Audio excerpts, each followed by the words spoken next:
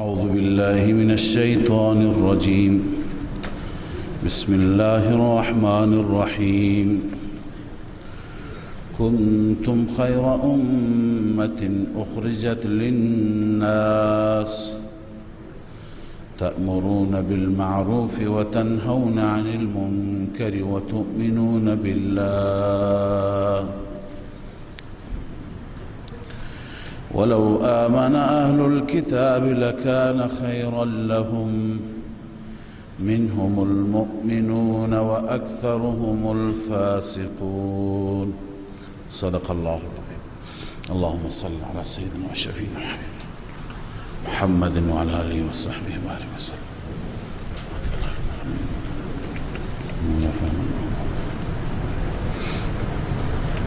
بعد از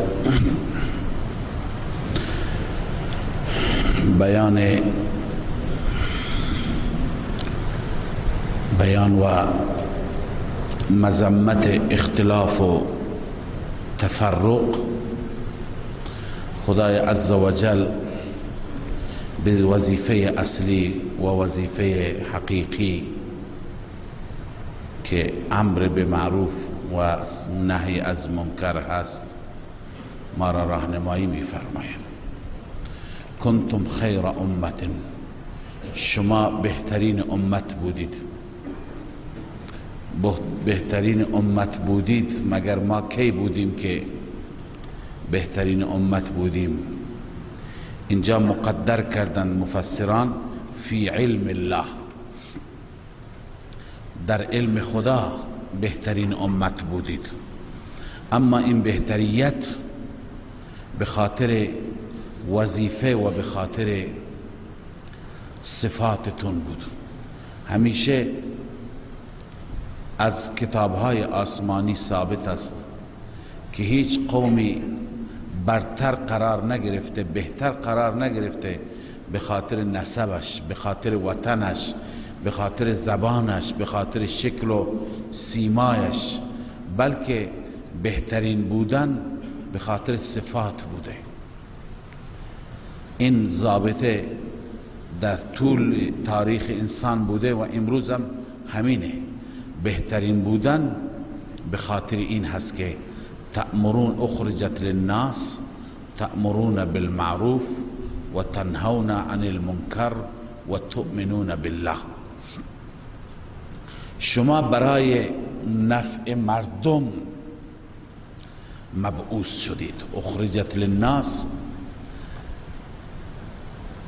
که شما مبعوث شدید و خیر امت هستید برای الناس، برای مردم. ببینید خیر الناس للناس ما روایت داریم. بهترین مردم اونهایی هستند که برای مردم باشند، برای مردم بیندیشند. والمعنى انهم خیر الامم و انفع الناس للناس. ابن کثیر میگه بهترین مردم، مفیدترین مردم، نافعترین مردم اونهایی هستند که برای مردم باشند، یعنی نفعشون برای مردم باشد. بعضی ها هستن خیلی خوبند اما خوبیشون به خودشون برمیگرده. هرچه که انرژی دارند بر خود مصرف میکنند، خود را اصلاح میکنند، خودسازی میکنند، به عبادت، به طاعت، به بندگی. تمام هم و غم را روی خود مصرف میکنند. خب این للناس نشد، این لنفسهی شد. اینم خوبه، اما خیریت یعنی برتری، افضلیت در اونه که برای مردم تلاش میکند. پس عبادتی که عبادت اجتماعی باشد، برای مردم باشد و نفعش به مردم برسد، به مراتب بهتر است از اون عبادتی که شخصی باشد.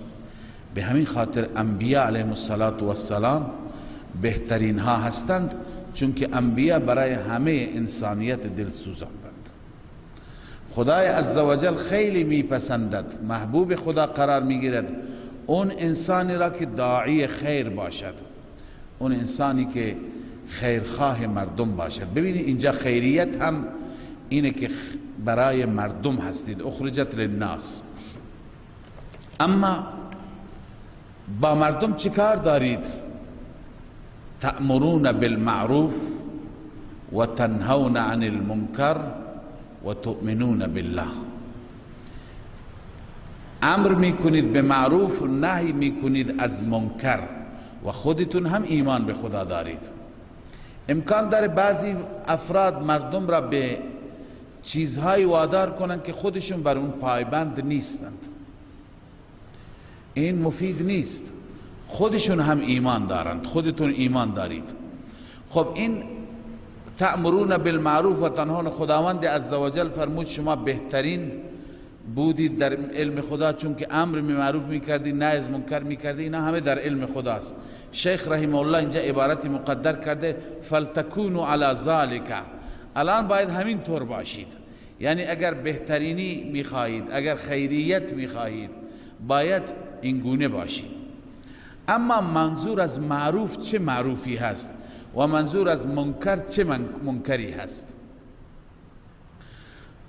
ببینید، گرچه بعضی از علما منظور از معروف توحید گرفتند و منکر شرک گرفتند، ولی بهتر این هست که ما این آیه را به عمومش تفسیر کنیم و به عموم حمل کنیم. علامه اندلسی در بحر المحیط همین نوشته الظاهر فی المعروف والمنکر العموم. ظاهر اینه که مراد از معروف و منکر عموم است. از هر منکر جلوگیری کن. بالاترین منکر شرک است، گناه است، معصیت بلا نسبت، زنا هست، دروغ هست، غیبت هست، می و شراب خوری هست، معامله فاسد است، ربا، رشوت، اینا همه منکر. معروفات از پایین بگیر، مستحبات و سنن و واجبات و اونی که مربوط به حقوق الله است، مربوط به حقوق العباد است، مربوط به معاملات است، مربوط به همسایه است، برو تا بالاترین معروف توحید و یکتا پرستی. پس به معنی عام کن. هر کار خیری دعوت دادی، پس اونی که مردم را میگه بیا نماز بخوان، بی نمازی نکن، این هم داعی الی الخیر است، آمر به معروف است، نهی از منکر است. اونی که به مردم میگه که بیایید به سوی توحید، شرک نکنید، این هم آمر به معروف و نهی از منکر، داعی الی الخیر است. به معنی عموم بکن تا همه را چی بشه؟ شامل بشه. ولو آمن اهل الكتاب لکان خیرا لهم. خب از اینجا قرینه هم معلوم میشه که اصل امر به معروف چی هست؟ به سوی ایمان فراخواندن. اگر ایمان بیاورند اهل کتاب برایشون بهتر هست، یعنی شما وقتی که ترغیب میدی اونا به سوی توحید، به نفعشون هست. منهم المؤمنون و اکثرهم الفاسقون. بعضی از آنها مؤمنون هستن، من تبعیضیه هست، اما اکثرشان فاسق. بعضی عبدالله ابن سلام اهل کتاب هست، نجاشی بود، عدی ابن حاتم هست، اینها که علماء مختلفی از یهود از نصارا ایمان آوردن، احبار رهبان ایمان آوردن، اما اکثرشان فاسقون. لن یضرکم الا اذى. تسلی هست برای مؤمنان، چون بعضی ها بیم داشتند از اهل کتاب. الله تعالی می فرماید شما بدون خطر، بدون خوف کارتون را انجام بدید، اونها هیچ ضرر و آسیبی به شما نمیتونن برسانن مگر فقط اذا. اذا اینه که شکنجه زبانی، اونا با زبان خودشون شما را اذیت میکنند، فقط چیزهایی میگن که شما را ناراحت میکنند، دیگه عملا در هیچ میدانی اونها نمیتونن روبروی شما قرار بگیرند. هر جا بیان روبروی شما پشت میدن، فرار میکنن، میترسند. هر جبهه‌ای تا به حال اهل کتاب داشته ترسیده. شما در معرکه های صدر نگاه کنی، صدر اسلام بنو نظیر تسلیم شد، بنو قریظه آخر شکست خورد تسلیم شد، خیبر فتح شد. هر جا که بنو قینقا مجبور شدن جلاوطن بشه، هر جا که اهل کتاب نامش خیلی بزرگ بود، سرمایدار بودند، سیاستمدار بودند، اهل علم بودند، صاحبان تاکتیک بودند، اما وقتی که مبارزه میشد دیگه پشت میدادند. همونطور که الله پیش بینی فرمودن محقق شد.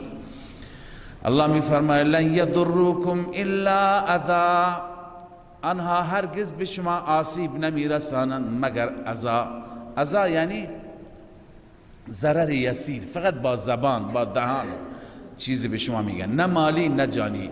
و این یقاتلوکم یولوکم الادبار، این ترغیب للجهاد است. ببین نترسی با جنگ کردن با اونها، اگر آنها با شما بجنگند یولوکم الادبار، به شما پشت میدهند، ثم لا ینصرون، سپس آنها یاری نمیشوند، نه از طرف خدا یاری میشوند نه از طرف هم پیمانانشون. چون گاهی منافقین میگفتن ما شما را کمک میکنیم، هیچ کسی اونها را کمک نمیکنه. بعضی قبائل با اونها حلیف بودن، بنی فلان و بنی فلان، ما میان بدادتون نمی آمدند.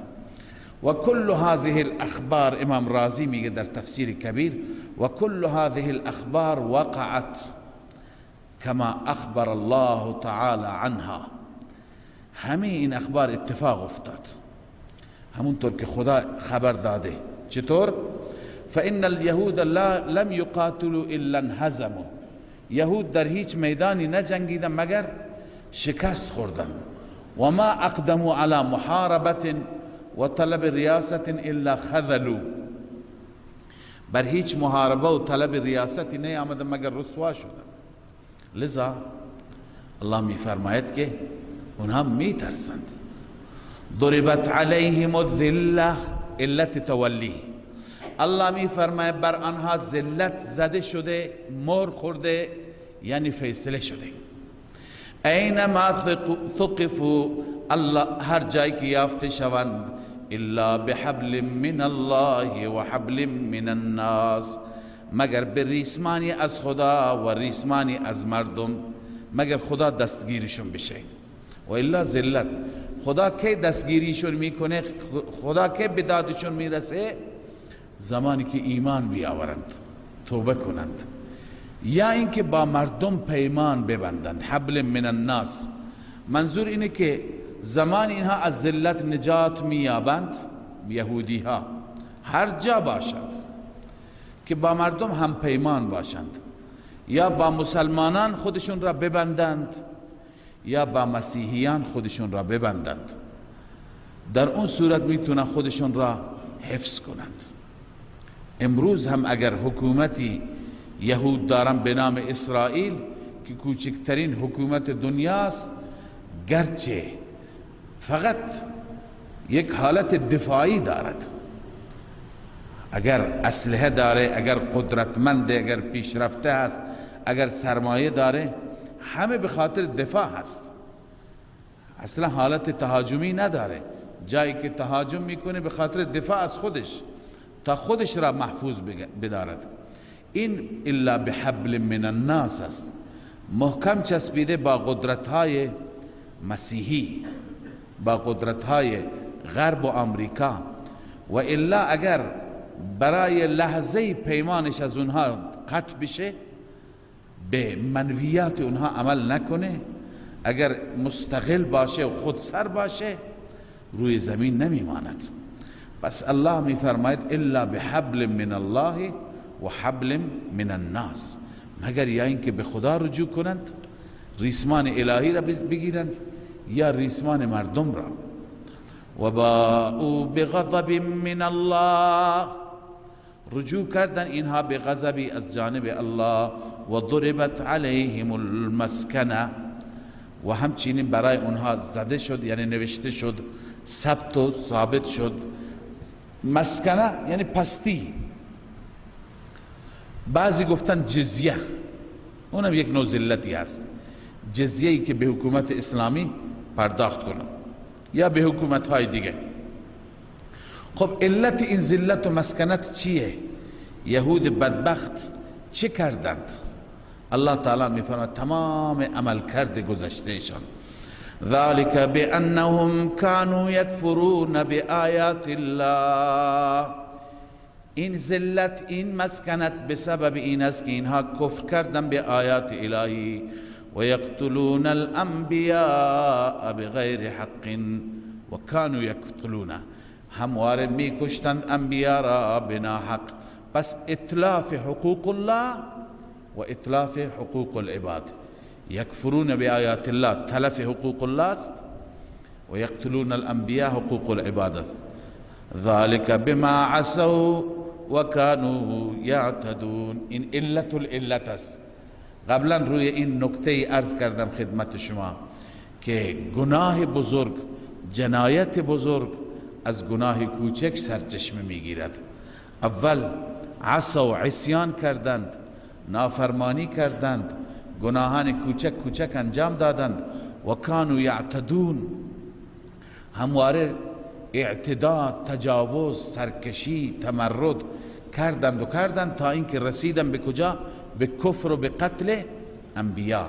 و اونجا عرض کردم همانطور که انسان از کارهای نیک و عبادتهای کوچک کوچک در حد استحباب و سنت توفیقات کارهای بزرگ پیدا می کند وقتی که استقامت و استمرار باشد، همچنین از گناهان کوچک کوچک که انسان ادامه بدهد آخر مرتکب گناهان بزرگ میشه.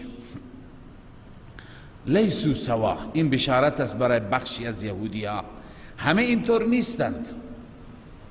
ضمن اینکه ترغیب هست بشارت هم است، چون خیلی از یهود بودن که ایمان آوردن. الله می فرماید من اهل الكتاب امت قائمه، از اهل کتاب امتی هست که قائمه هست. قائم بر چی هست؟ امت قائمه یتلون آیات الله، این قائمه علی الدین هست، ای انها ثابته علی التمسک بالدین الحق ملازمه الله. میفرماید که اینها ثابت بر دین حق هستند و دین حق را ملازم چسبیدن به دین حق. خب امت قائمه، بعضی گفته ای امت مستقیمه علی طاعت الله تعالی ثابته علی امره، برخی از یهودیان مؤمن که ایمان آوردند بر این مواصفات بودند. یتلون آیات الله، آیات الهی را تلاوت می کنند آناء اللیل، در اطراف شب. ببینید یکی از بهترین ساعتهای تلاوت پاسهای شب هست، اوقات مختلف شب است. اول شب میخوای بخوابی بخوان،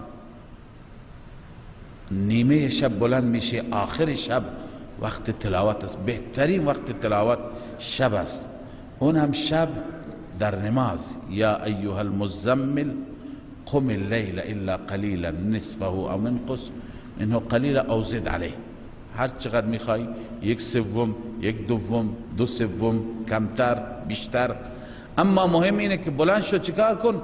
او زد علیه و رتل القرآن ترتیلا، قرآن را با ترتیل، با آهستگی، با متانت، با آرامش در نماز بخوان و لذت ببر. پس خیلی لطف دارد و خیلی هم اجر دارد انسان در ساعتها و پاسهای شب قرآن بخواند، بالخصوص در نماز شب. اینها را هم خدا تعریف می کند یتلون آیات الله آناء اللیل، معلوم میشه اینم نماز شب است. یکی از ویژگی ها نماز شب است، خداوند توفیق بده. آناء اللیل و هم یسجدون، ای و هم یسجدون الله، معلوم میشه نماز میخواندند. یؤمنون بالله والیوم الاخر، الله می فرماید ایمان می آورند به الله و روز آخرت، هم به مبدأ هم به معاد. و یأمرون بالمعروف و ینهون عن المنکر، به معروفات امر می کنند و از منکرات باز می‌دارند و یسارعون فی الخیرات و در کارهای خیر از هم دیگه پیشی میگیرند. سبقتشون، رقابتشان در ساختمان سازی و برج سازی نیست، در چیه؟ در کار خیر، در عمل نیک. و اولئک من الصالحین، این گروه از صالحین هستند. و ما یفعلوا من خیر فلن یکفروا، الله می فرماید از هر خیری که انجام میدهند، هر خیری که اونها میکنند، فلن یکفروا، هرگز ناسپاسی نمیشوند. ببینید این در مقابل اون هست که فرمود اعمالشون تباه است و برباد است، اعمالشون به دردشون نمیخوره. اما اینها نه، هر خیری بکنند فلن یکفروا، یعنی فلن یحرموا ثوابه، البته رو المانی نوشته از ثوابش محروم نمیشند. و الله تعالی می فرماید والله علیم بالمتقین، الله نسبت به این متقیان خوب میداند، اینها را میشناسد. خب پس این اهل کتاب مؤمن بودند، اما اون گروه کفار اهل کتاب تخویف برای اونها. ان الذين كفروا، بدون شک کسانی که کفر کردند از اهل کتاب، چه اهل کتاب چه مطلق، لن تغنی عنهم اموالهم ولا اولادهم من الله شیئا. دو چیزی که بیشتر انسان را فریب میده مال و اولاد است، مانع هدایت میشه. الله همین دوتا را ذکر میکنند.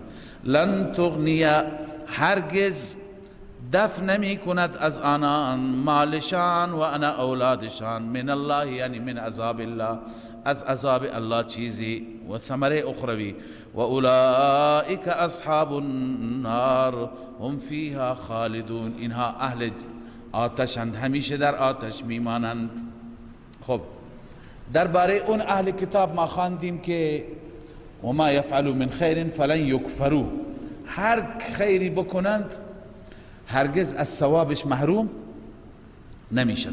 اما اینها نه، اینا هر چی خرج بکنن مثل بادی هست که میاد همه چیز را از بین، همون کفری که میکنند، همون که ایمان نمی آورند، تمام خیرات اونها را چی میکند؟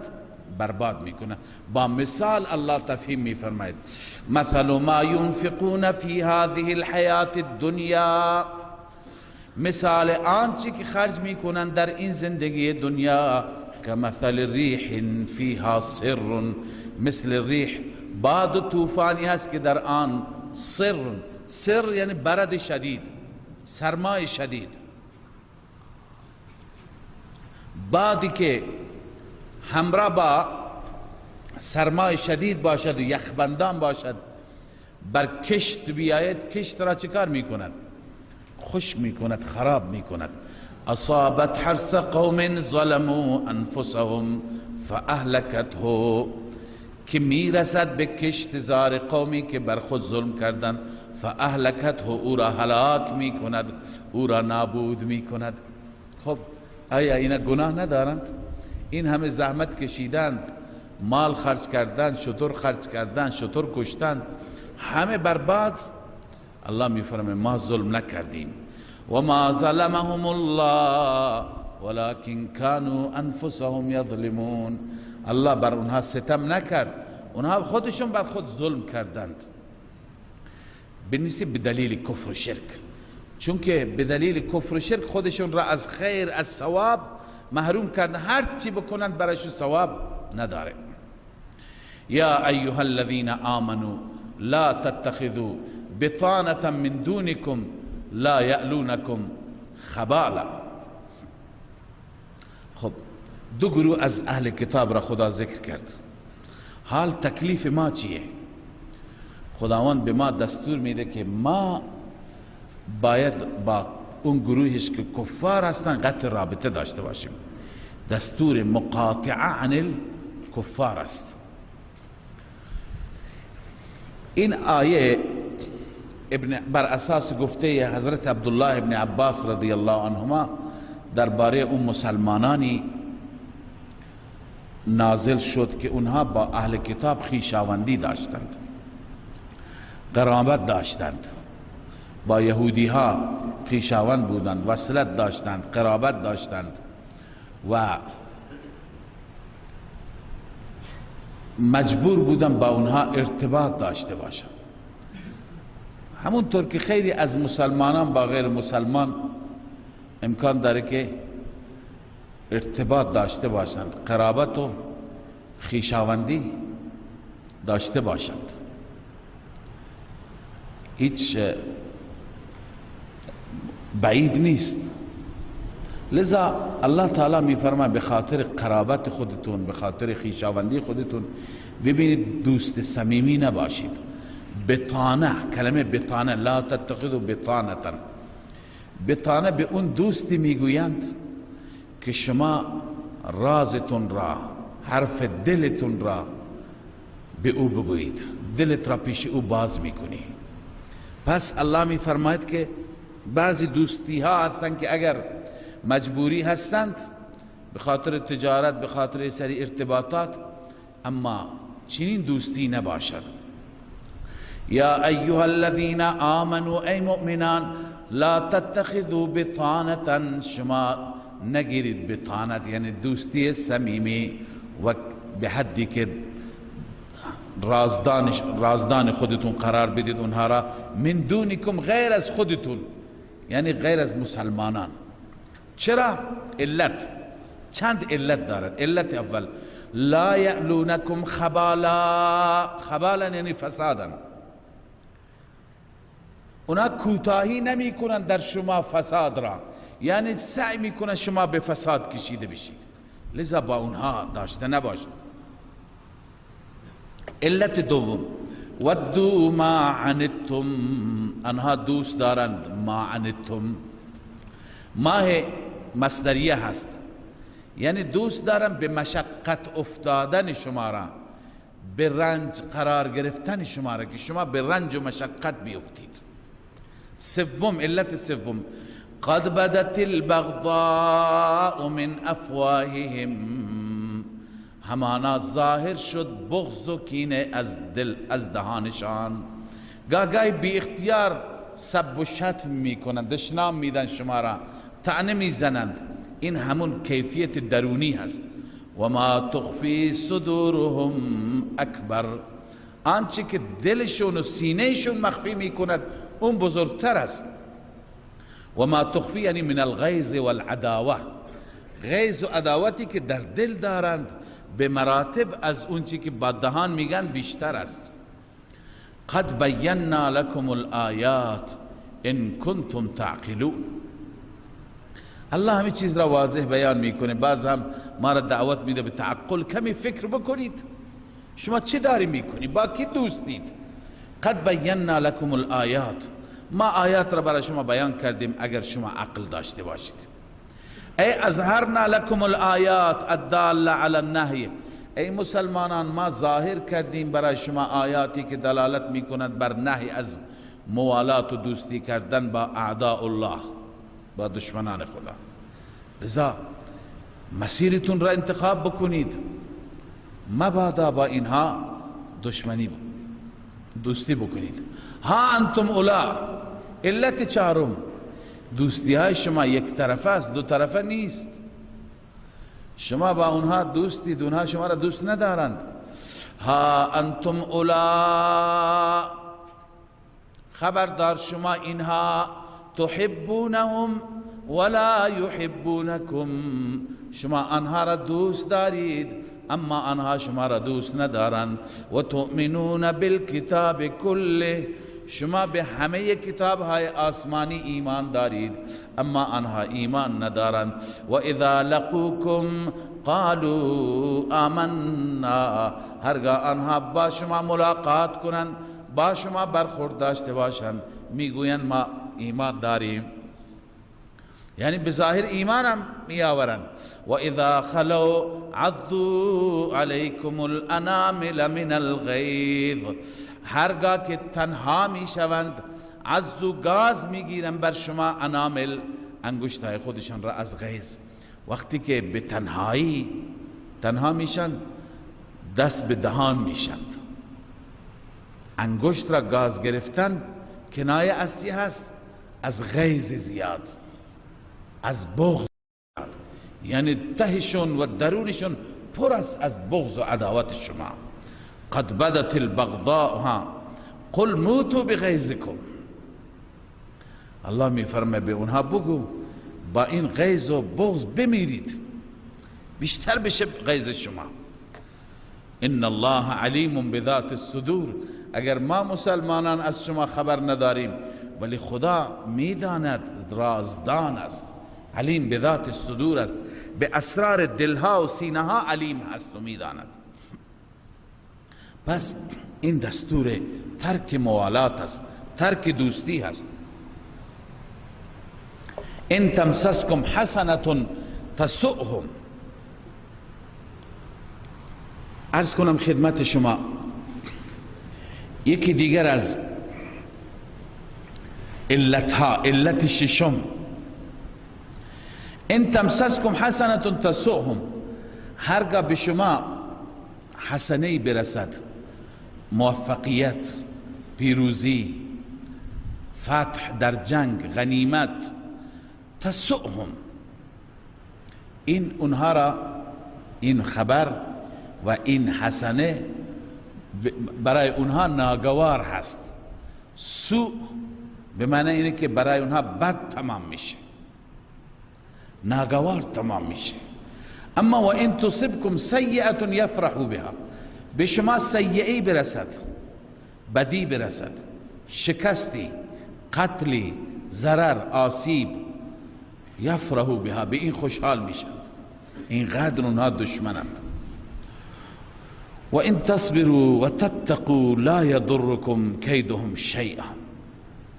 پس نتیجه این شش علت این شد که با کفار دوستی نکنیم. خب اگر دوستی نکنیم یه وقتی به ما ضرر نرسونند، بر ما حمله نکنند، به ما آسیب نرسونند، الله میفرماید نترسید. اگر شما تصبروا، صبر کنید، یعنی بر استقلال بنویسید، یعنی دوستی نکنید، خودتون مستقل با خود باشید و صبر کنید. و تتقوا، از خدا هم بترسید. لا یضرکم کیدهم شیئا. کید و نیرنگ اونها، توطئه اونها به شما هیچ آسیبی نمیرسند. ببینید ما میتونیم بگیم که این دستور اصلا به حکومتهای ما هست. بسیاری از حکومتهای ما مسلمانان از ترس خودشون را به کفار میبندن. متاسفانه امروز شرایط بدی هست در دنیا. یا بلاد اسلامی به شرق بسته هستند خودشون را، به روسیه، یا به غرب بسته هستند، به امریکا و اروپا. لذا چنان معاهده دارن، نفتشون را به اونها میدن، اسلحه‌شون را خریداری میکنن، تمام وابستگی های سیاسی به اونها هست. هر رای اونها انتخاب بکنند، هر موضع اونها بگیرند در دنیا مجبورند، تابع میشن، دنبال اونها هستند. این دوستی از ترس است. بعضی ها قلبا هم هست. بعضی از حکام مسلمان تعلیم یافته های دانشگاه های اونها هستند، نامشون مسلمان هست اما دیدگاهشون همون طرفی است. پس وقتی که اگر از ترس باشه، الله میفرماید و ان تصبروا، اگر شما مستقل باشید، صبر کنید و خوف خدا هم در وجود شما باشد، یعنی با اعمال باشید. لا یضرکم کیدهم شیئا، نیازی نیست وابسته بشید. مکر اونها، نیرنگ اونها هیچ ضرری برای شما نخواهد داشت. چرا؟ ان الله بما یعملون محیط. این عقیده را هم داشته باشیم، این ایمان و باور را داشته باشیم که خداوند به همه اعمال اونها احاطه کرده. همه اعمال اونها در دست خداست، در اختیار خداست. هرچی اونها بخواد نمیشه، هرچی خدا بخواد میشه. پس شما مسلمانان مسیر خدا را بگیرید، و دستور خدا را اجرا کنید نفعتون و فایدهتون هست. و اذ غدوت من اهلك تبوئ المؤمنین مقاعد للقتال. از اینجا اشاره هست به جریان احد، گرچه در وسط اشاره به معرکه بدر هم میشه به خاطر همون جواب سوالشون، ولی تا دور جریان احد میره در این سوره. ببینید معرکه احد که اینجا در این سوره ذکر شده، در واقع در جواب یکی از اشکالها در اول سوره هم عرض کردم. اونها میگفتند اگر واقعا پیغمبر به حق هست، فرستاده خدا هست، چرا در میدان احد شکست خوردند، یارانشون کشته شدند، شهید شدند؟ الله تعالی اینجا علت را بیان میفرماید. علت اینه، من خدمت شما عرض کنم که اولا شکستی نبود. در اولین حمله های این جنگ خداوند موفقیت نصیب کرد، دشمن کشته شد، پا به فرار گذاشت و شکست خورد. پس اصلش شکست نبود. در اول میدان هم دشمن شکست خورد، در آخر میدان هم آخر فرار کردند، دیگه نیامدند. میخواستن بیان میخوانیم، باز ترسیدند و رفتند. ولی اینکه مسلمانان ضرر دیدند، آسیب دیدند، مسلمانان شهید دادند، و الله تعالی میفرماید که اولا مقصر خودتون هستید که کوتاهی کردید، در امتثال امر امیر کوتاهی کردید، با هم اختلاف کردید، کوه را گذاشتید. دوم اینه که الله تعالی میفرماید بله، اولا که در امر کوتاه شد. دوم تنها این معرکه احد نبود، در معرکه بدر الله تعالی شما را موفقیت نصیب کرد. اونجا در حالی که امکاناتتون کمتر بود، جمعیتتون کمتر بود، بس معلوم میشه اینجا برمیگردد به خودتون. واقعه احد 1 سال بعد از واقعه بدر پیش آمد. اونها گفتن ما سال دیگه انتقام خونهای من را میگیریم. 70 نفر کشته شده بودند، 70 تا اسیر و ذلیل شده بودند. سال دیگه خیلی تبلیغات کردند، لشکر جراری جمع کرد، لشکر بزرگی جمع کرد ابو سفیان و راهی مدینه طیبه شدن. تقریبا همه مردهایی که توان جنگیدن داشتند همه را برداشتند، هرچی اسلحه داشتند هم برداشتند. خیلی مسلح بودند، تعدادشون را 3000 نفر گفتند.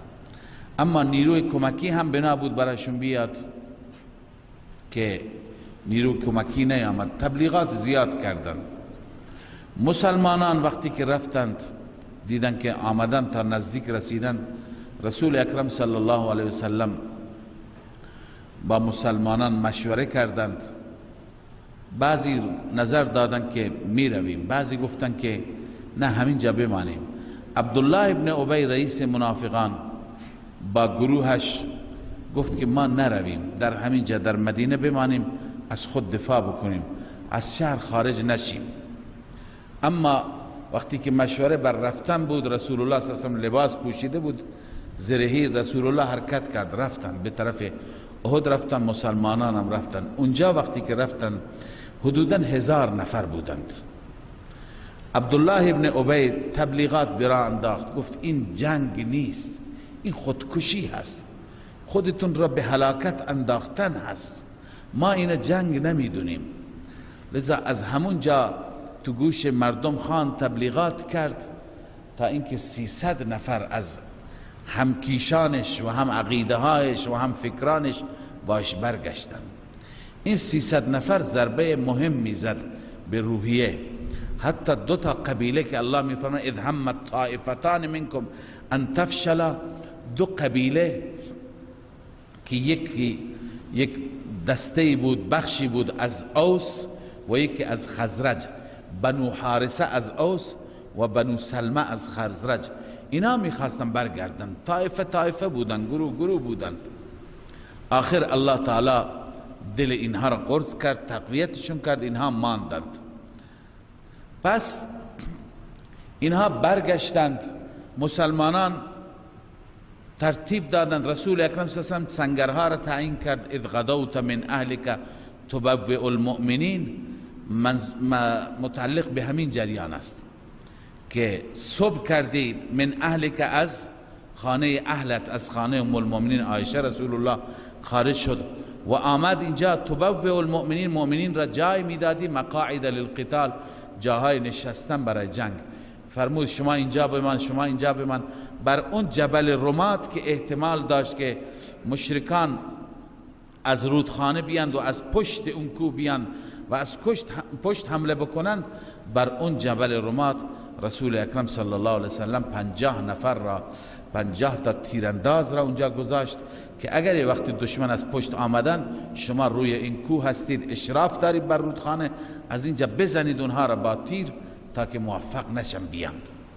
لذا صحابه همین کار را کردند. اونجا عبدالله ابن جبیر رضی الله تعالی عنه در رأس اونها بود، بر کوه بود، امیرشون بود و رسول الله این توصیه را کرد که شما در هر حال نیایید، ما اگر پیروز شدیم یا شکست خوردیم، در هر صورت شما از جایتون تکون نخورید. خب بعضی ها برداشت بود، اجتهاد بود، اجتهاد اشتباه بود، از این اجتهاد اشتباهی کردند، برداشت اشتباهی کردند. وقتی که درگیری آغاز شد، در همون حمله اول که مسلمانان با الله اکبر حمله کردند، کفار ترسیدند، وحشت زده شدند، پا به فرار گذاشتند، حتی بسیاری از اموال اونها در میدان جا ماند و گریختند تا یک حدی مسلمانان اونها را تعقیب کردند. بعد از اون که خوب دور شدند، مسلمانان برگشتند و غنایمی که از اونها به جا مانده بود، اسب و شتری که مانده بود، شمشیر و زره که مانده بود، لباسی، هر چی که مانده بود از اونها در میدان، مسلمانان شروع کردن به جمع‌آوری. دیگه میدان بزرگی بود، گوشه گوشه بود و جمعیت مسلمانان هم کم بود، داشتن جمع‌آوری میکردن. اینها که روی کوه بودن خوشحال شدند، همه جا را میدیدن، گفتن که کفار شکست خوردن، پا به فرار گذاشتن، دیگه بریم غنیمت. امیر گفت نه، منتظر میمانیم تا رسول الله صلی الله علیه و به ما اجازه بده. اما گفتن نه، به اجتهاد خودشون عمل کردن، گفتن که الان همه دارن غنیمت جمع میکنن و این فکر شاید هم کردن که ما اگر به در جمع کردن غنیمت نباشیم، شاید سهمی از غنیمت داشته نباشیم. رفتن بدون اجازه، رفتند، اکثرشون رفتن، 5-6 نفری ماندن با امیر، بقیه رفتن. کفار هم به همون فکری که رسول الله میکرد، به همون فکر رسیدن. حضرت خالد ابن ولید که در رأس یک گروهی از کفار بود، اونها آمدن از داخل رودخانه، از اون طرف حمله کردن. دیگه 6-7 نفر بیشتر نمونده بودن. اینا حمله کردن، اینا مبارزه کردن و اینها زدند از اونها را، ولی شهید شدند. اینا را که شهید کردند، دیگر راه باز شد، از اینجا حمله کردن، از اون طرف ابو سفیان مجددا حمله کرد. لذا از دو طرف به مسلمانان حمله شد. مسلمانان در حال جمع‌آوری بودند، مشغول غنایم بودند، وسایل بودند، غافلگیر شدند، هم از طرف جلو از طرف پشت. متوجه شدند که پشت کسی را نداریم. لذا ضمن این که حمله شد، مسلمانان شهید دادند، سرگردان شدند. رسول اکرم صلی الله علیه وسلم وقتی که دید که وضعیت ناجور هست، به طرف کوه احد رفت. احد تقریبا سمت چپ واقع می شد. به طرف کوه احد که رفتند، مسلمانان به اون طرف رفتند و یکی از کفار مشهور کرد، حضرت مصعب رضی الله تعالی عنه را میگوین شهید کرد که هم شکل بود با رسول الله. گفت که الا ان محمدا قد قتل، محمد کشته شد و من او را از بین بردم. وقتی که این اعلام را کرد مسلمانان بیشتر روحیشون تضعیف شد، تا اینکه در کوه احد یه جایی آن حضرت صلی الله علیه وسلم رفتن صدا زدن مسلمانان را، اونجا جمع شدن، همه دیدن که رسول الله حیات دارد.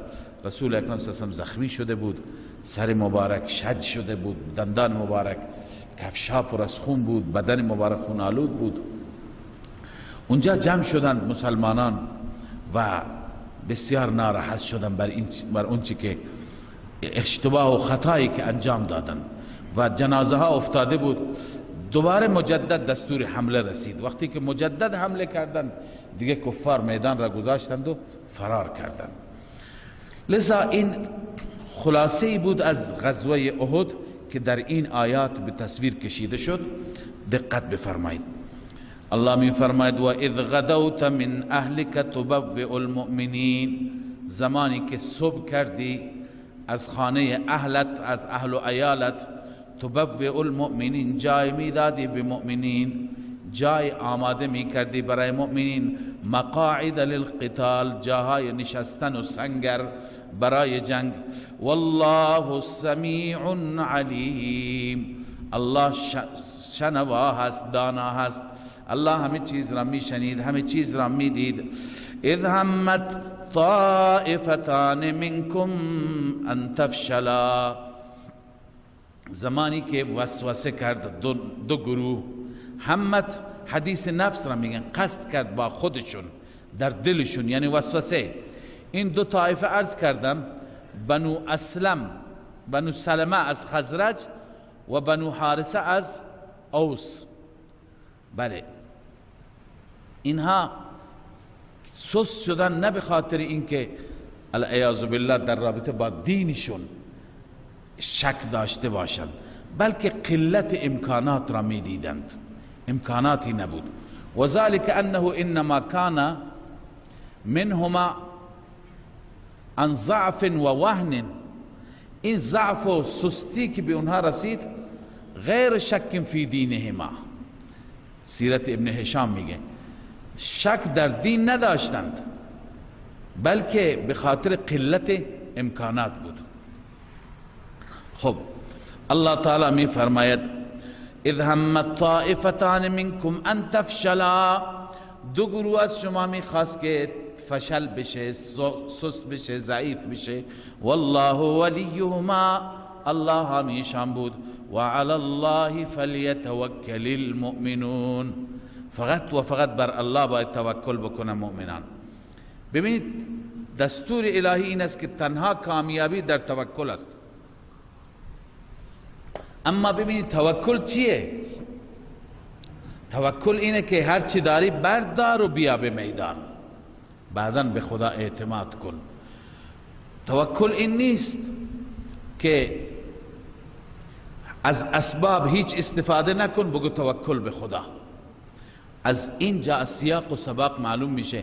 همین جا امام قرطبی نوشته قال سهل رضی الله تعالی عنه، حضرت سهل گفته من قال ان التوکل یکون بترک السبب فقد طعن فی سنت رسول الله صلی الله علیه وسلم. هر کسی میگه توکل اینه که اسباب را ترک بکنیم، آمادگی نکنیم، اسلحه پیشرفته بر نداریم، به دنبال اسلحه خوب نباشیم، این سنت رسول الله را نفهمیده، طعنه زده. توکل اینه که و اعدوا لهم ما استطعتم من قوه، هر چی که میتوانید اسلحه پیشرفته، بمب اتم برای خودتون آماده کنید، بعداً به خدا اعتماد کنید، به این اسباب اعتماد نکنید. نه اینکه توکل نام ترک اسباب باشه، نه، اعتماد نکردن به اسباب، اعتماد به الله. خب ولقد نصرکم الله، الان جواب اشکال مشرکان اینجاست که اینجا اگر ضربه خوردند، آسیبی خوردند مسلمانان، اما خدا در بدر چگونه پیروز کرد؟ اگر ملاک بر حقانیت فتح و شکست است، پس اونجا فتح بود، اونجا چرا نمیگید که واقعا دین به حقی هست؟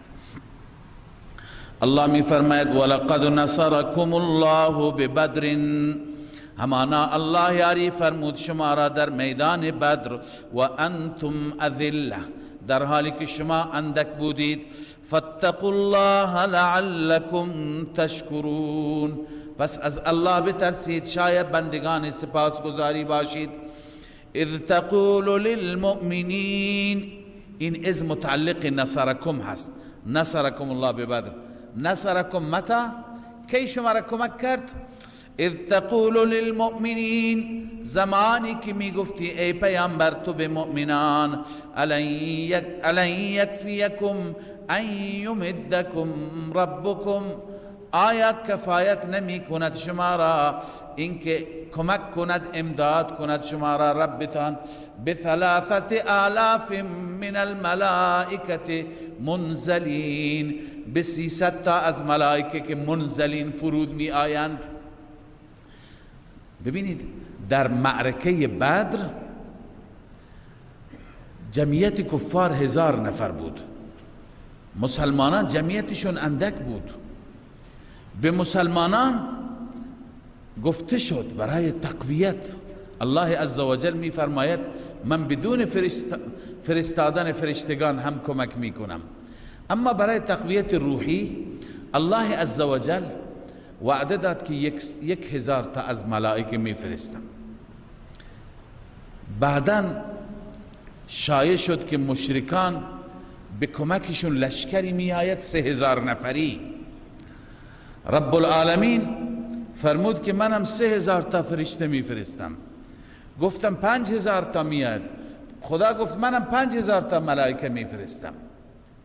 آخر می فرماید این عدد به خاطر تقویت است، و الا الله عز به خاطر اطمینان قلب، به خاطر مژده و بشارت برای شما، و الا الله تعالی قدرت داره بدون ملائکه دشمن را تار و مار بگرداند.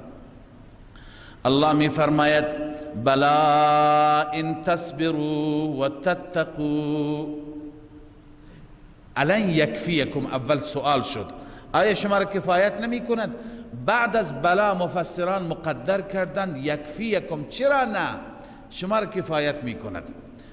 ان تصبروا و تتقوا، اما شرط موفقیت و شرط کمک خدا، اگر شما صبر کنید و تتقوا، تقوا را پیش بگیرید، و یأتوکم من فورهم هذا، می آید پیش شما، من فورهم هذا یعنی نقدن، فوراً، یمددکم ربکم ب5,000 من الملائکة مسومین. این ب3,000 اولی بود، 3000 تا، اگر اونها 3000 تا بیارن، اما اینجا 5000 نفر از ملائکه که مسومین. مسومین معنیش اینه که زره پوشند، لباس فرم پوشیدند. مسوم اصل تصویم میگن نشانی شده، با نشانات خاص، یعنی با لباس جنگی. و ما جعله الله الا بشرا، این دلیل امداد الهی هست. الله قرار نداد این را، یعنی این ارسال ملائکه را، فرستادن فرشتگان را، الا بشرا لکم، جلب منفعت، مگر مجدهی برای شما، ولتطمئن قلوبکم به، دلیل دوم ارسال ملائکه، تاکه به وسیله این دلهای شما را مطمئن بفرماید، شما دلتون قرص بشه، در حالی که نصرت خدا، کمک خدا بدون این اسباب است. و من نصر الا من عند الله، نصرت و یاری نیست مگر از جانب الله، آن اللهی که العزیز الحکیم، غالب است اما حکمت دارد. اینجا شما بنویسید و من نصر الله من عند الله بغیر انزال الملائکه، بدون انزال ملائکه الله نصرت میفرماید، نصرت از سوی اوست. اما الحکیم حکمت ها را در نظر میگیرد، و قطعا در فرستادن فرشتگان هم حکمت هایی بود. نصرت میفرماید لیقطع طرفا من الذین کفروا، تا اینکه الله عزوجل از بین ببرد گروهی را از کفار. طرف یعنی بخشی، گروهی. او یکبتهم، یا ذلیلشون بکند، خارشون بگرداند. فینقلبوا خائبین، آنها برگردند خائبین یعنی ناکام، نامراد، خالی دست، بدون اینکه به مرادشون برسن. خب پس در وسط معرکه احد و جریان احد الله عزوجل تعریف کردند از اینکه در بدر خدای تعالی شما را موفقیت نصیب فرمود. لیس لک من الامر، ادامه جریان احد هست، برمیگرده به سوی احد. ببین در جریان احد رسول مکرم صلی الله علیه و سلم وقتی که زخمی شدند، سر مبارک شکست و دندانها رباعیش شکستند، پیغمبر خدا صلی الله علیه و سلم فرمود که چگونه خداوند رستگار میگرداند قومی را که پیغمبر خودشون را خون آلود بکنند، سرش را بشکنند، دندان را بشکنند. الله عزوجل اینجا پیغمبرش را تذکر دادن که شما نمیدانید که اینها فردا توبه بکنند یا اینکه خدا به اونها عذاب بده، لذا شما از در این امر چیز اظهار نفرمایید. زمانی که کیف رسول الله فرمود کیف یفلح قوم شجوا نبیهم و کسروا رباعیته، چگونه این قوم رستگار میشه که سر پیامبرش را بشکند و کسروا رباعیته، دندانهای رباعیش را بشکند، و هو یدعوهم الی الله تعالی، در حالی که اون پیغمبر اونها را فرا میخواند به سوی خدا. این در صحیح مسلم است. الله می فرماید لیس لک من الامر شیء، نیست برای شما از امر چیزی، یعنی در باره امر ایمان و هدایت اونها یا اینکه فلاح و رستگاری اونها، شیء او یتوب علیهم، او یتوب علیهم گفتم مقدر است الی ان یتوب علیهم او یعذبهم. شما در این امر دخالتی ندارید تا اینکه خداوند خودش بر این قوم رجوع میکند، یعنی اونها را ایمان نصیب میکند، او یعذبهم، یا اینکه اونها را عذاب میده. چرا عذاب میده؟ فانهم ظالمون، به علت اینکه اینها ظالم هستند. شما در این باب دخالتی ندارید، هر چی که خدا انجام میده. پس این نفی مختار کل است، با وجودی که حبیب خدا سر مبارک زخمی شده،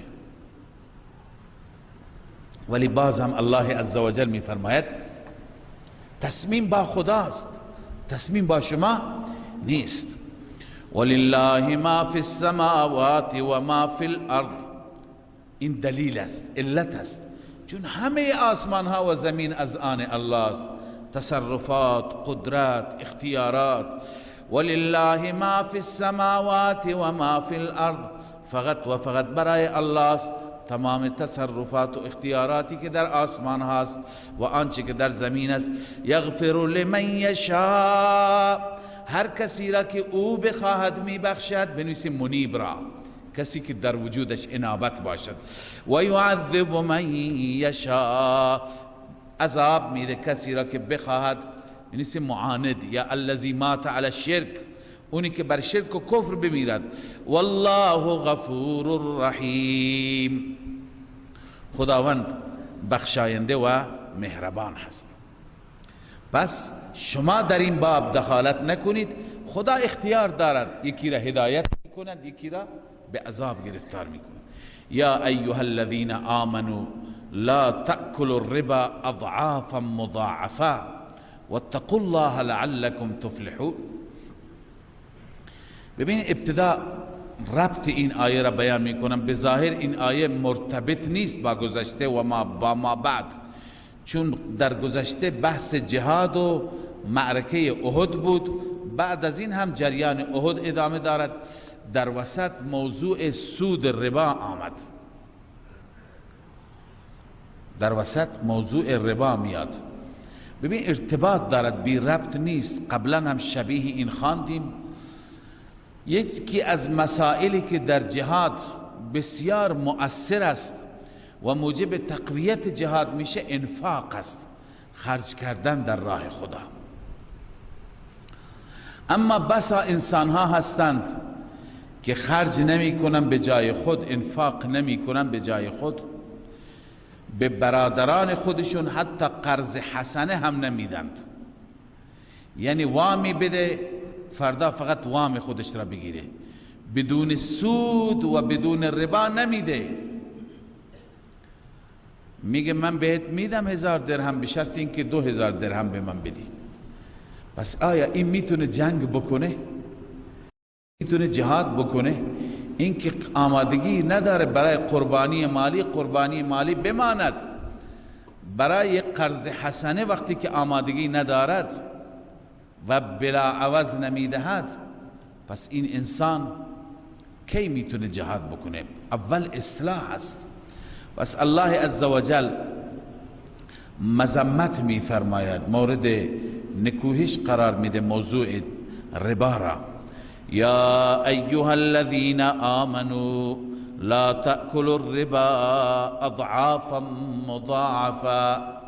ای مؤمنان ربا نخورید چند برابر.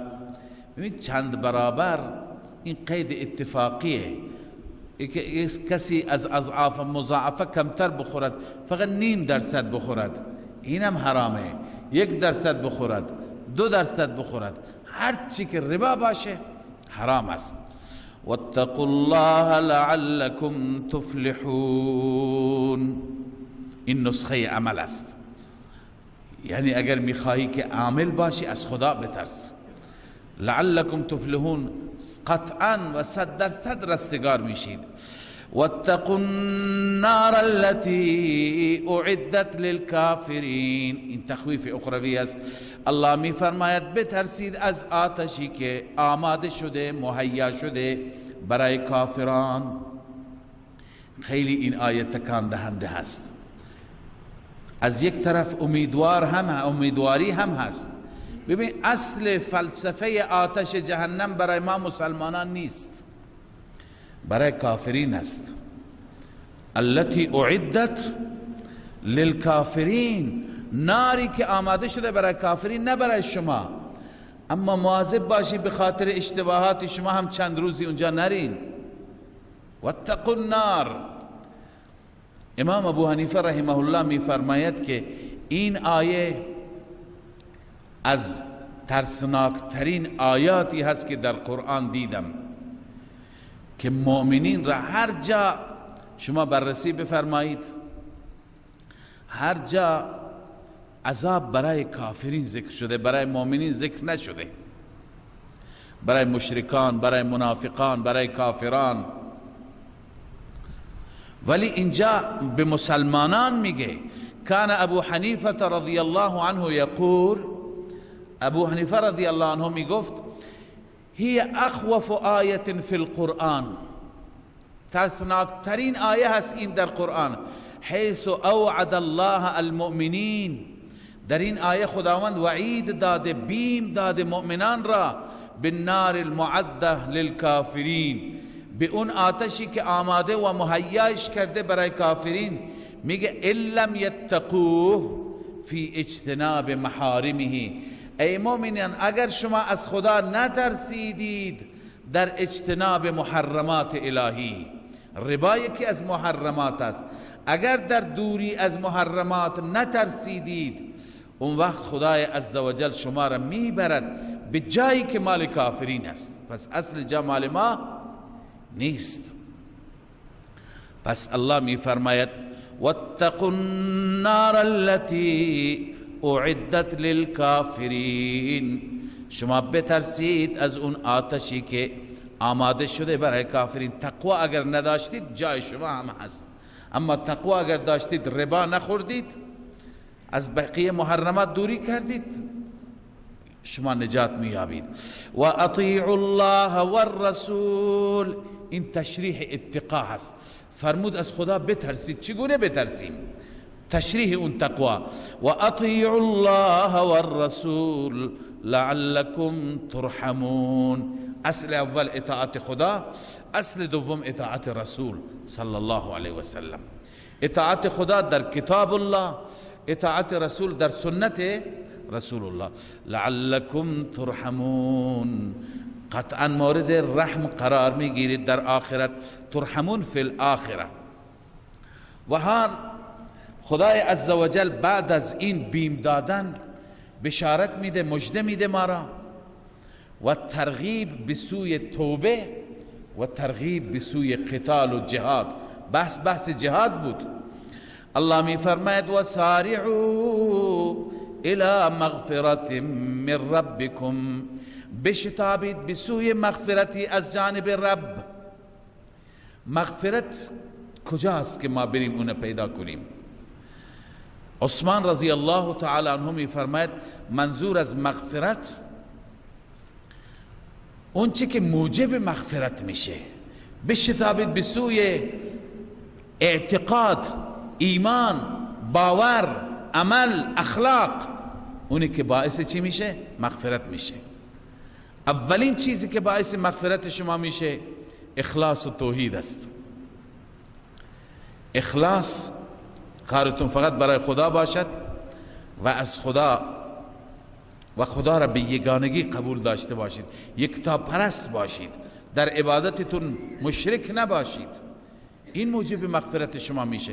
چنانچه میفرماید، چند قول امام رازی ذکر کرده، میگه والثالث انه الاخلاص، یعنی هر کارت به ویژه عبادتت فقط برای خدا باشد، برای غیر خدا نباشد. صدقه میدی برای خوشنودی غیر خدا نباشد. نماز، سجده، طواف، دعا، همه اخلاص باشد برای خدا. و هو قول الاخلاص كما قال وما امروا الا ليعبدوا الله، ببخشید، و هو قول عثمان بن عفان رضی الله عنه. عثمان بن عفان گفته که اون چیزی که موجب مغفرت میشه اخلاص، یعنی هر کاری برای خدا. و دلیلش اینه که ان المقصود من جمیع العبادات الاخلاص، هدف از همه عبادت ها اخلاص است، که عبادت خالصتا برای خدا باشد. چون خدا فرموده وما امروا الا ليعبدوا الله مخلصین له الدین، ای مخلصین له العباده، عبادت خالصتا برای خدا باشد. اگر غیر خدا در عبادت شریک بشه، اخلاص نشد، موجب مغفرت نشد، موجب عذاب میشه. لذا الله می فرماید وسارعوا الى مغفرت من ربکم، بشتابید بسوی مغفرتی که از سوی ربتان هست، و جنت، بشتابید بسوی بهشتی که عرضها السماوات والارض، عرض آن به اندازه آسمان ها و زمین است. عرض آن به اندازه آسمان ها و زمین یعنی چه؟ ابن عباس میگه قال ابن عباس تقرن السماوات والارض بعضها الى بعض، همه آسمان ها و زمین را در کنار هم قرار بدید از نظر ارضی، که مثل بسط ثیاب، تبسط الثیاب و یوصل بعضها به بعض، چند تا پارچه هستند، پارچه های عریض، اینا رو با هم بدوزید، چقدر بزرگ میشه. 7 طبقه آسمان و زمین ها را در کنار هم قرار بدید، چقدر عریض میشه. عرضش این اندازه هست، طولش معمولا طول هر چیز از عرض بیشتر، والله اعلم چقدر هست. بعضی گفته عرضها به معنی وسعتها، وسعتش. ببین وسعت زمین و بهشت از زمین و آسمان به مراتب بیشتره، اما بنده قبلا هم عرض کردم بسیاری از مسائل اخروی هست که فهم ما قاصر است از درک اونها. بس خدای تعالی چیکار میفرماید؟ خدای عزوجل بزرگترین چیزی که از نظر شما هست اون به عنوان مشبه به عنوان تمثیل ذکر میفرماید، و الا اونجا که بریم انشاءالله میبینیم چقدر هست. لذا الله میفرماید و جنت عرضها السماوات والارض، و بهشتی که عرض اون آسمان ها و زمین است، اعدت للمتقین، مستحقین بهشت. آماده شده این بهشت برای متقیان، آنهایی که از همه گناهان میترسند. در رأس گناهان الذين يتقون الشرك والكفر و معاصی دیگر. الذين ينفقون في السراء والضراء، این متقین هستند، نه اونهایی که 1000 تومن میده قرض میده، 1,000,000 تومن میده 1,200 میگیره. اینقدر بخیل، اینقدر حریص، اینقدر مرده پول، اونا نیستن متقین. اینا هستن اونهایی که خرج میکنن فی السراء والضراء، در سراء و ضراء. سراء و ضراء بعضی گفتن خوشی و ناخوشی. ابن عباس ازش نقل شده فی العسر والیسر، در حالت تنگنا هم خرج میکنن، در حالت یسر هم خرج میکنن. گاهی اقتصاد بازار خیلی خرابه، لذا سرمایه‌داران، مغازه‌داران، کاسبان خرج نمیکنن، میترسن بازار وضعش خرابه، ما خرج بکنیم پول ما کم میشه. هر وقتی که بازار خوبه، رونق داره، درآمد داره، الان خرج میکنن. این کمال تقوا نیست. تقوا این نگاه نکن درآمدت خوبه یا نیست، نگاه نکن وضعیت خوبه یا نیست، تو بده. الله وعده داده و ما تنفقوا من خیر فهو یخلفه، خدا جایگزین میکنه. بازارت خوب میشه اگر خراب باشه. لذا الله می فرماید الذين ينفقون في السراء والضراء، این وصف اولشان. در عسر و یسر خرج میکنند، در سختی و فراقی خرج میکنند. والکاظمین الغیظ والعافین عن الناس، وصف دوم موجبات اخلاق خوب دارند، اخلاق نیکو دارند. فقط پول دادن و خرج کردن نیست، روی خوش داشته باش. اگر عصبانی شدی ببلع، فرو ببر، بر فقیر و نادار خالی نکن خشمت را، بلکه خشم را بر خود خالی میکنند. والکاظمین الغیظ، غیظ را فرو میبرد. والعافین عن الناس، و مردم را عفو میکند. والله يحب المحسنین، الله نیکوکاران را دوست دارد. ببین اینجا یه اشاره لطیفی هست اگر ما متوجه بشیم. یکی اینه که کسی عصبانیت کرده، ناراحتت کرده، بر او خشمت را خالی نکن، فرو ببر، عفش کن، عفش کن به جای خود، بعدم با او احسان کن. والله يحب، علاوه از عفو، علاوه از گذشت، از بخشش، بازم چند تومنی هم بهش بده تا که جزاء حسنه، جزاء سیئه چی بشه؟ حسنه باشه. ادفع بالتی هی احسن، سیئه را با چی دفع کن، با چی جواب بده، پاسخ بده؟ با احسن. لذا الله می فرماید والله يحب المحسنین. والذین اذا فعلوا فاحشة او ظلموا انفسهم، صفت سوم، صفت چهارم، کسانی هستند این متقین که هرگاه گناهی مرتکب میشن. فاحشه چند بار خواندیم، فاحشه مطلق گناه را میگن، در بعضی موارد بی عفتی را هم میگن، اما اینجا گناه کبیره. او ظلموا انفسهم، یا بر خود ظلم میکنند. ذکر الله، ببینید الفاحشه هی الکبیره و ظلم النفس هی الصغیره. امام رازی گفته تفسیر کبیر، گناه بزرگ، الفاحشه گناهان بزرگ را میگند، او ظلموا انفسهم گناهان کوچک را میگند، گناهان صغیره را میگند. متقین کسانی هستند که چه گناه بزرگی مرتکب شد چه گناه کوچکی، فوراً ذکر الله، بیاد خدا میفته، خدا را یاد میکنه. ذکر الله یعنی عظمت خدا را یاد میکنه. ببینید اینجا الله عزوجل در واقع راهنمایی کرده که وقتی که انسان اشتباهی میکند ناامید نباشد، فوراً بیاد خدا و از گناهش آمرزش بطلب. فاستغفروا. فای چی هست؟ فای تعقیب هست، یعنی پشت سری او متصل. فاستغفروا لذنوبهم، برای گناهان خودشون مغفرت میطلبند. اینجا یک پرانتز دیگه هم باز کنم، چون اصل بحث احد بود و جریان احد بود. خیلی ها هستند تا به امروز ایراد میگیرند، خورده میگیرند بر کسانی که جبل رمات را ترک کردند، موجب شکست شدند. اونم گناهی هست، اونم اشتباهی هست. آیا به نظر شما اینجا که خدا فرموده گناهان بزرگ و کوچک را انجام میدهند و بعداً به فکر خدا و به یاد خدا میافتند و از خداوند مغفرت میطلبند و در ادامه داریم خداوند میبخشد، شامل اونها نمیشه؟ به طریق اولا میشه. در ادامه همین سوره میخوانیم که خداوند با تأکید میفرماید من اونها را بخشیدم. پس آلوسی اینجا میفرماید که و ایم ما کانه، هرچه مراد آیه باشه، فباطلاق اللفظ ينتظم ما فعله الرمات انتظاما اولیا، با توجه به اینکه این لفظ مطلق است، شامل کسانی که در جبل الرمات مرتکب اشتباه شدند شامل اونها هم میشه. انتظام اولی، اول شامل اونها میشه.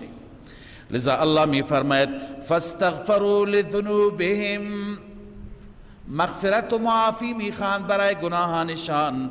و من یغفر الذنوب الا الله. الله در وسط جمله معترضه هنوز اوصاف متقین ادامه دارد، اما در میان میفرماید و من یغفر الذنوب الا الله. آیا کسی هست غیر از الله گناهان را ببخشد؟ اگر هست به درش برید، نیست کسی دیگه، پس فقط به دربار الله استغفار بخوانید، نه از کسی دیگه. ولم یصروا علی ما فعلوا وهم یعلمون. اما وصف دیگری متقین و شرط دیگر برای آمرزش گناهان عدم اصرار است. ولم یصروا، اصرار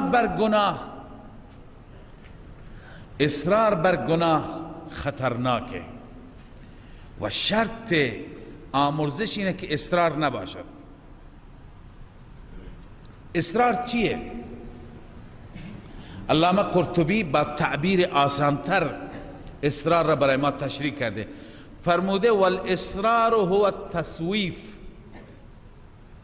والاصرار هو التسویف، تسویف از سوف است.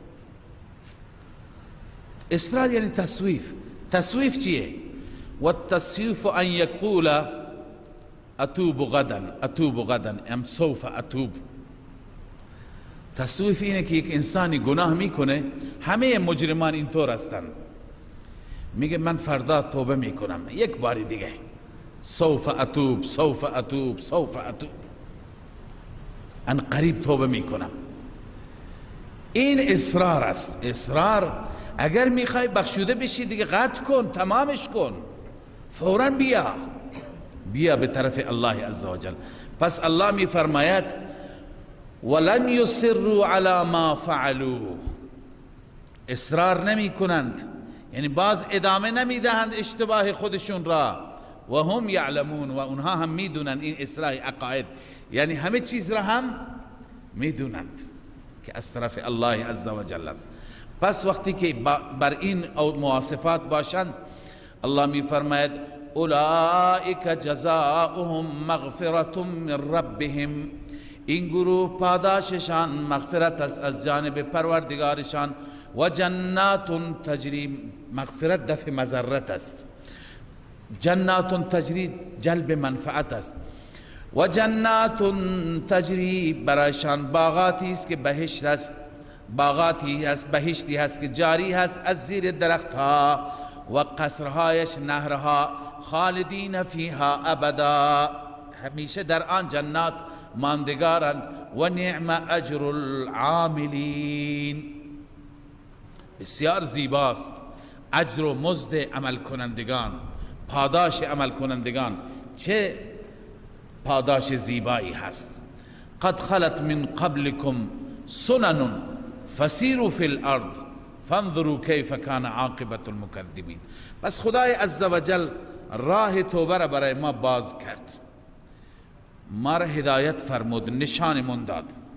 حال الله تعالی می فرماید قبل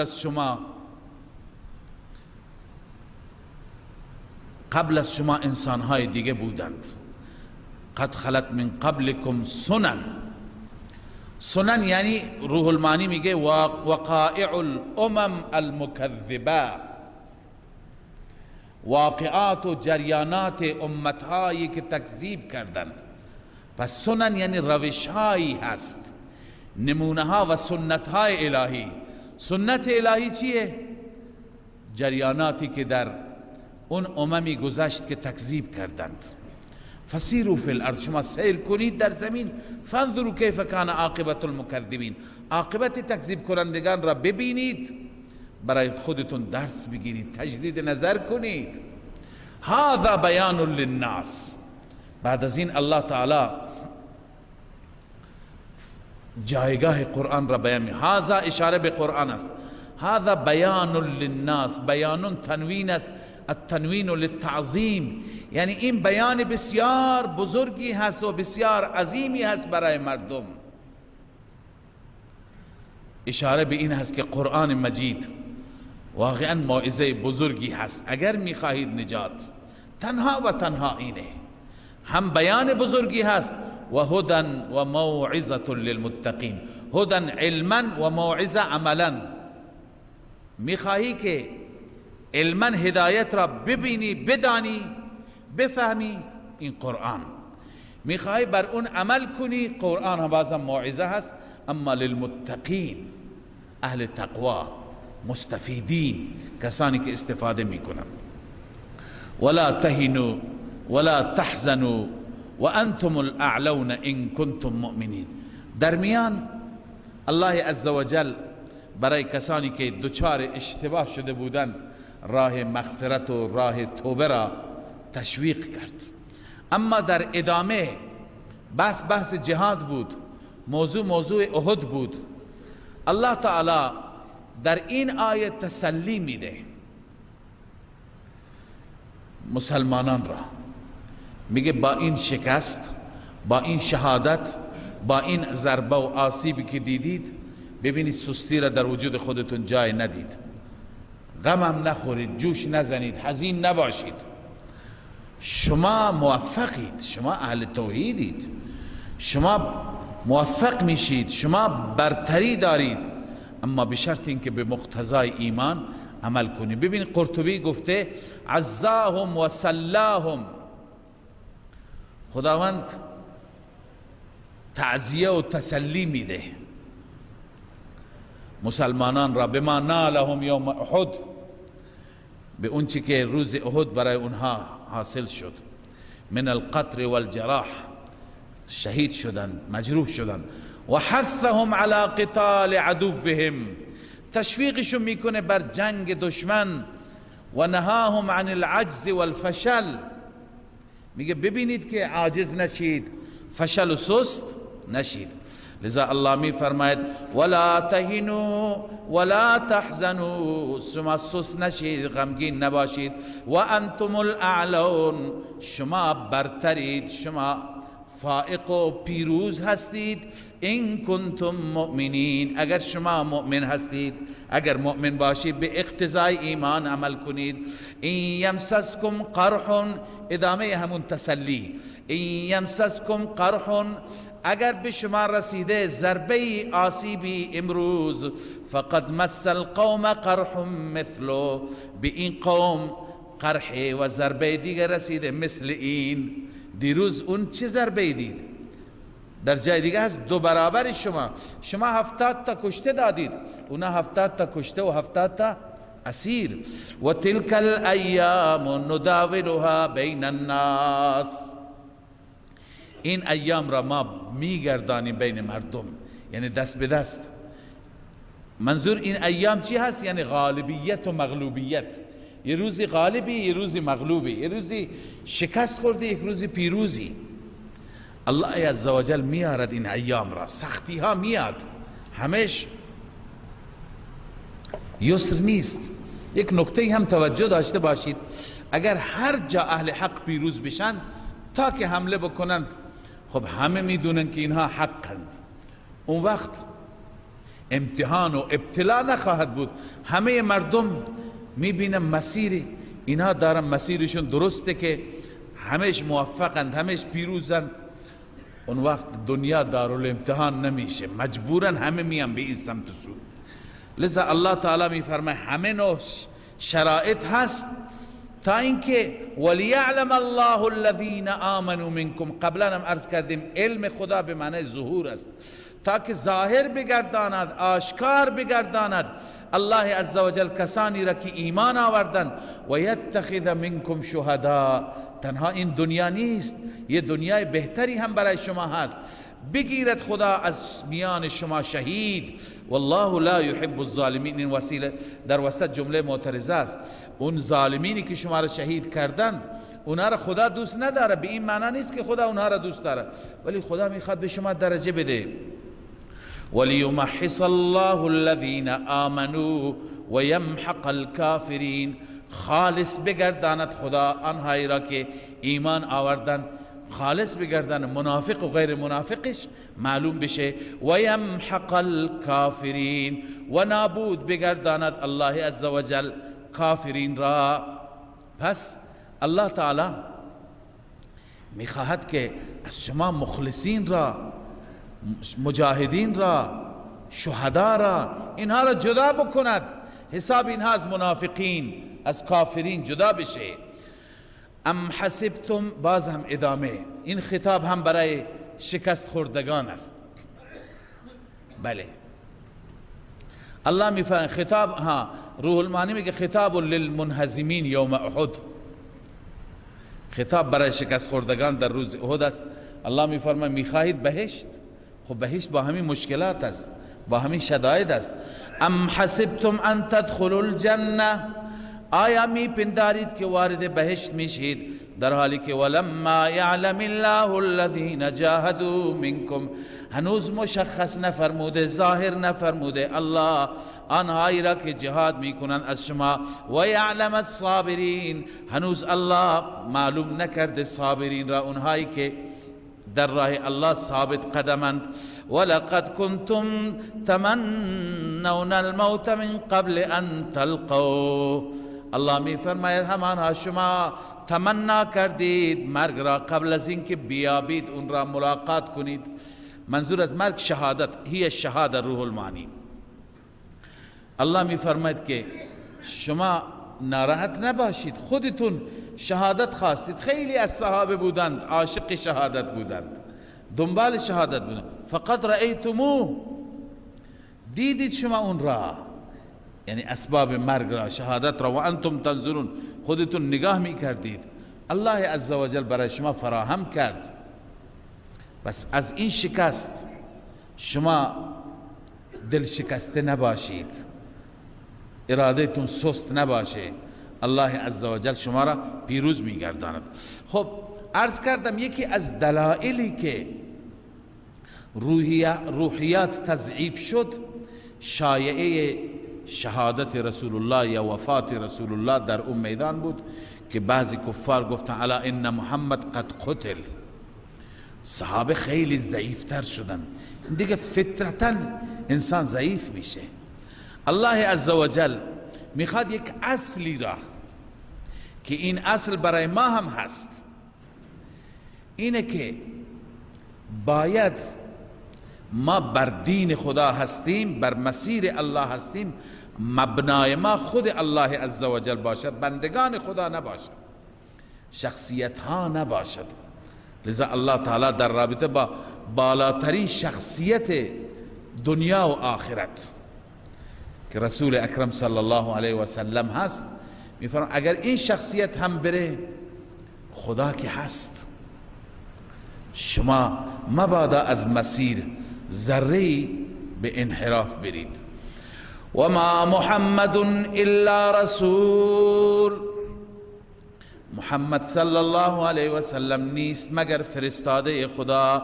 قد خلت من قبله الرسل، همانا گذشته قبل از ایشان رسولان، پیامبران قبل از ایشان هم گذشتند.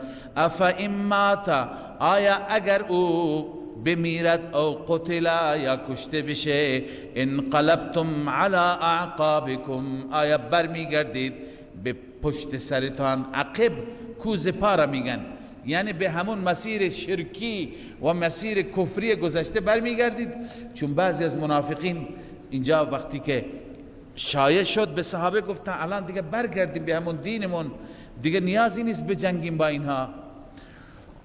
الله می فرماید و من ینقلب علی عقبیه، هر کسی برگردد بر پشت سر، فلن یضر الله شیئا، هرگز به خدا ضرر نمی رساند. و سیجزی الله الشاکرین، اما خداوند به شاکرین پاداش میده. شاکرین کی هستند؟ الشاکرین نعمه بالثبات، اونهایی که با ثابت قدم شکرگزار نعمت خدا هستند. مثلا ما شکرگزاریمون چی باشد؟ اینی که بر دین اسلام ثابت قدم بمانیم و غنیمت بدانیم این دین را، نعمت خدا بدانیم این دین را. و ما کان لنفس ان تموت، اینجا الله عزوجل به موضوع جهاد کرده و این نکته مهم را که دیروز همیشه روی این نکته داشتم تأکید میکردم بیان میفرماید که هر نفسی اگر بمیرد به اذن الله میمیرد، به خاطر جنگ و جهاد نمیمیرد. و ما کان لنفس ان تموت الا باذن الله، نیست برای هیچ نفسی که بمیرد طبعا یا قتلا بنویس، چه به موت طبیعی چه به موت کشته شدن.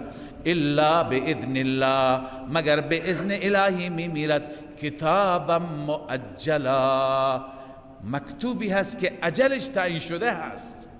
مرگ انسان اجلش تعیین شده هست، نوشته شده هست.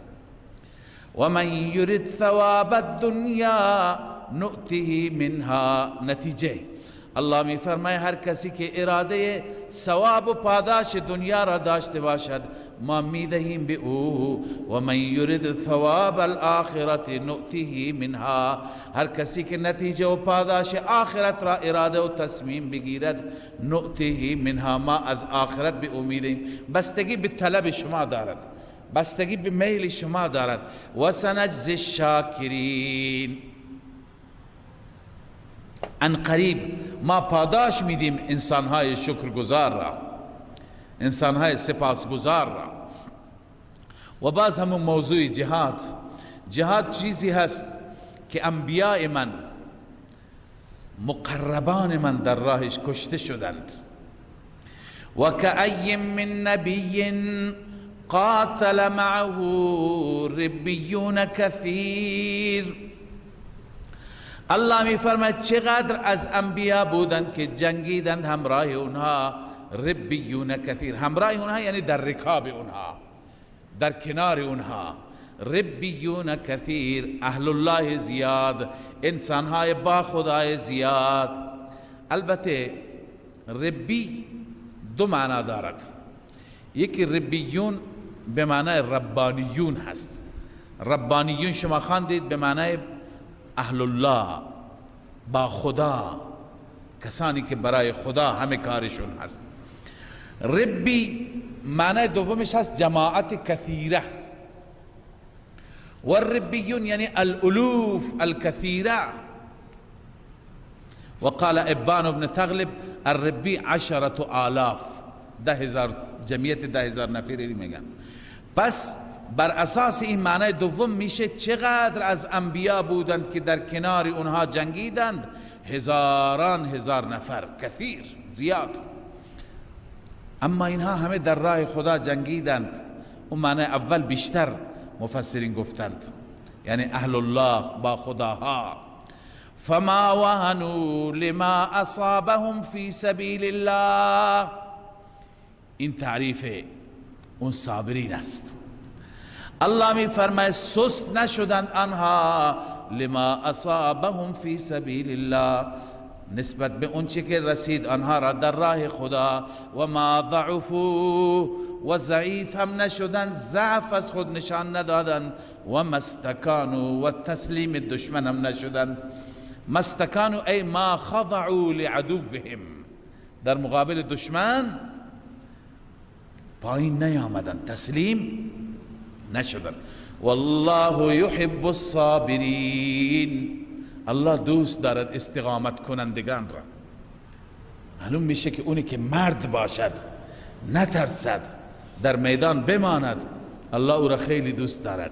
يحب الصابرین همینه، اونایی که مستکانو، ما ضعفوا، ما وهنوا، اینا اصلا صابرین. ذره سستی را به خود راه نده، ضعف را نده و تسلیم دشمن نشه، در مقابل دشمن کم نیاره. اینها را الله دوست دارد. خب این پختگی عملشون هست.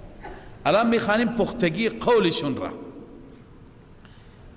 اینها در عمل پخته هستند که از خود سستی نشان نمیدن، اما در قول ببینید چه بر زبان دارند.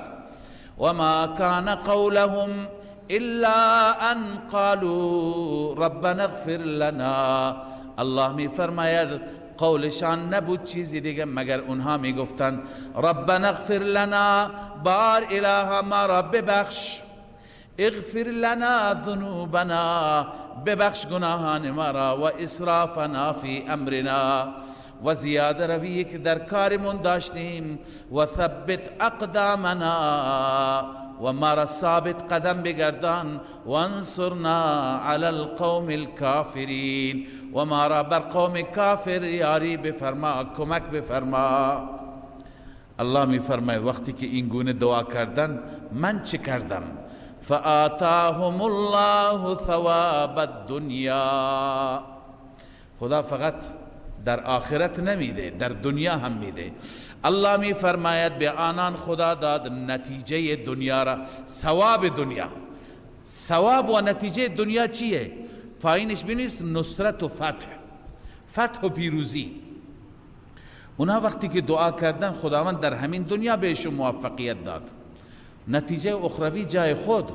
و حسن ثواب الاخره، و زیبایی ثواب آخرت که مغفرت و بهشت و جنت الفردوس و نعمتهای خاص الهی که ما نمیدونیم. و حسن ثواب الاخره والله يحب المحسنین، خداوند دوست دارد چنین مخلصین را که فقط برای خدا، محسنین اهل احسان اخلاص، الله عزوجل اونها را دوست دارد. پس این نمونه هست از انبیاء گذشته، از اقوام گذشته که آنها در راه الله عزوجل جهاد کردند و از خود ثبات قدم نشان دادند. در ادامه انشاءالله میخوانیم جریان احد را که الله عزوجل آخر تکلیف مجاهدین احد را روشن میکند و بعد از احد معرکه هایی که اتفاق افتاد اشاره به طرف اونها انشاءالله در درس بعد از ظهر.